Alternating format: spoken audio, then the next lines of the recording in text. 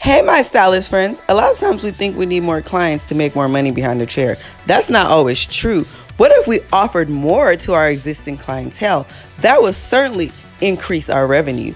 This is a service that I do at my salon. This is the Fab Blowout Plus treatment. It is an upgrade to my regular Silk Plus blowout services. This is for clients who need treatments, which is almost everybody.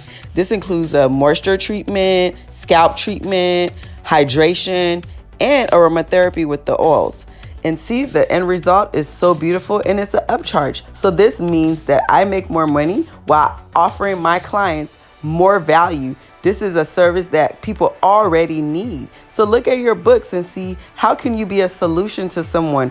What is some value that you can offer your clients by solving some problems they may have, like dry, itchy scalp or dry hair?